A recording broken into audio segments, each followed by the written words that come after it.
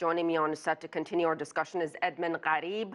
He's a scholar, journalist, and specialist in media issues and Middle East affairs. Edmund, welcome to our program. Thank you very much. As Nathan mentioned, Saudi Arabia was President Trump's first trip overseas once he took the oath of office. What does that really tell you about this relationship? Is it too cozy? Is there a love fest going on here? Actually, there is. There is a very close relationship. It's a historic relationship. It goes back to the 30s and specifically to the mid-40s after President Roosevelt met the founding father of Saudi Arabia. That relationship is not a relationship of love but it's a relationship of business, of interests.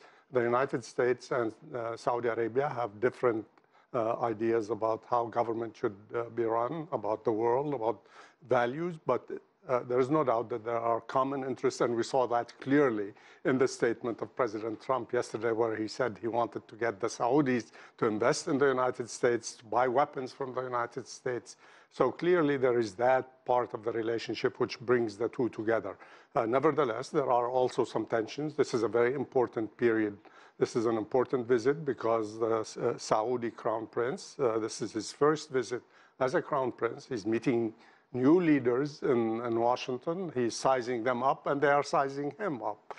Edmund, let me sort of address what's been the elephant in the room. There's a lot of critics who would say, this U.S.-Saudi relationship is really the epitome of hypocrisy, because the United States, they would say, turns a blind eye to many issues, including human rights issues, including supporting militancy, extremism. The U.S. certainly, they would argue, turns a blind eye because of oil, because of U.S. bases. What would you say to that? Well, clearly it's true that to a large extent, this relationship, as I mentioned, is based on interests. The United States wants to have access to oil at a reasonable price. They have a lot of common interests with Saudi Arabia, commercial interests. There's over 100,000 Saudi students in the United States. The U.S. has helped build the infrastructure of Saudi Arabia. So basically there's a common interest, and that interest, like as you said, basically allows the U.S. to look the other way on a number of issues.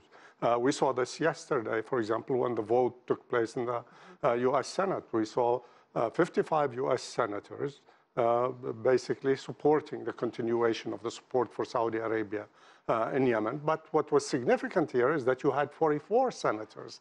And this is the first time this issue was raised. Of course, the people who sponsored the resolution said this is not linked to the visit. Nevertheless, there's no doubt that this is part of it. Edmund, we're running out of time. Let me ask you one more question. You brought up Yemen and the Senate vote. What is the solution in Yemen?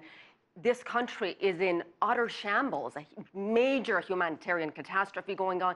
What is the solution? Quickly, please. Clearly, I mean, there has to be, people have to sit down, the Yemenis have to sit down, and there should be less involvement from the outside.